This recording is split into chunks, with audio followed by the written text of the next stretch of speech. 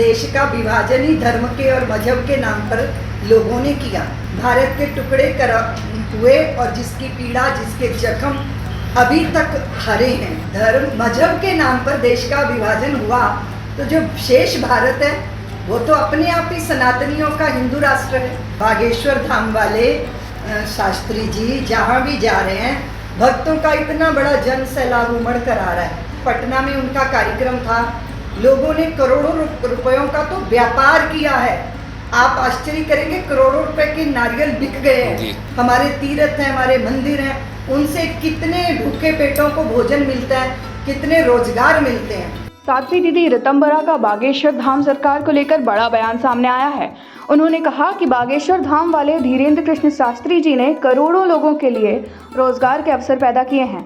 आगे उन्होंने हिंदू राष्ट्र का भी बयान दिया है। उन्होंने कहा कि भारत के टुकड़े होने के बाद बाकी बची भूमि हिंदू राष्ट्र की है, लेकिन हिंदू धर्म निरपेक्षता का समर्थन करता है, क्योंकि धर्म के नाम पर देश का विभाजन पहले भी हो चुका है। इस विभाजन की पीड़ा आज भी देशवासियों के दिल में है। देखिए, इस देश का विभाजन ही धर्म के और मजहब के नाम पर लोगों ने किया, क्योंकि इस्लामियों ने कहा कि हम हिंदुओं के साथ नहीं रह सकते, इसलिए हमें अलग देश दिया जाए। भारत के टुकड़े हुए और जिसकी पीड़ा, जिसके जख्म अभी तक हरे हैं, क्योंकि ये अप्राकृतिक विभाजन है। लेकिन इसके बाद भी अपनी मान्यताओं को मान देना जिनको महत्वपूर्ण लगा, उनकी मंशा पूरी कर दी गई। और जब भी नेताओं ने कहा था कि हमारी लाश पे विभाजन होगा, लेकिन हुआ। ये भी एक तरह का समझौता ही था कि कुछ लोग संतुष्ट रहे, तृप्त रहे। तो स्वाभाविक रूप से जब धर्म मजहब के नाम पर देश का विभाजन हुआ तो जो शेष भारत है वो तो अपने आप ही सनातनियों का हिंदू राष्ट्र है। बस यही हमने कहा और यही सत्य है और ये अकालबाधित सत्य है। और जहाँ तक मैंने धर्मनिरपेक्षता की बात की है, देखिए, धर्मनिरपेक्षता और पंथ निरपेक्षता में बहुत बड़ा अंतर होता है। जो लोकतांत्रिक व्यवस्था है वो बिना जाति, धर्म, मजहब को देखते हुए सबकी व्यवस्था सबके लिए प्रयत्न करने का प्रयास करती है। यही हम भारतीयों की हृदय में गहरी मान्यता है। इसलिए हमने हर तरह की विचारधारा के लोगों को अपनी धरती पर शरण दी और उनको पनपने और फलने का अवसर दिया। लेकिन जब विषय ये आता है कि हमारी सनातन की परंपरा का अतिक्रमण किया जाता है, अपमान किया जाता है। अभी अगर आपने केरला स्टोरी फिल्म देखी होगी, किस तरह हमारे बच्चों का ब्रेन वॉश करके उनको गलत रास्तों पे धकेला जा रहा है। इस विषय पे हमारे समाज को सजग होने की जरूरत है, क्योंकि उदारता, विनम्रता, करुणा ये सब तो हमारा मूल स्वभाव है। लेकिन अपने अस्तित्व की रक्षा करना ये हमारी अस्तित्व नीति होनी चाहिए। यही मेरा सबसे निवेदन है। सभी लोग धर्मपरायण बने, क्योंकि दो ही आनंद होते हैं, एक विषयानंद और एक ब्रह्मानंद।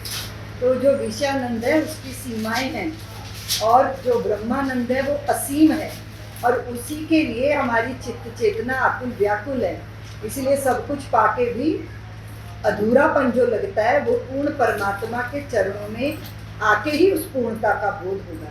दूसरी बात यह है कि हमें काया मिली है, शरीर मिला है, मनुष्य का तन मिला है, इसका ज़्यादा से ज़्यादा सदुपयोग सृष्टि के कल्याण के लिए करना चाहिए। मेरा यही संदेश है कि जग की सेवा खोज अपनी, प्रेम हरि से कीजिए, जिंदगी का राज है ये जानकर जी लीजिए। निश्चित रूप से बागेश्वर धाम वाले शास्त्री जी जहाँ भी जा रहे हैं, भक्तों का इतना बड़ा जन सैलाब उमड़ कर आ रहा है।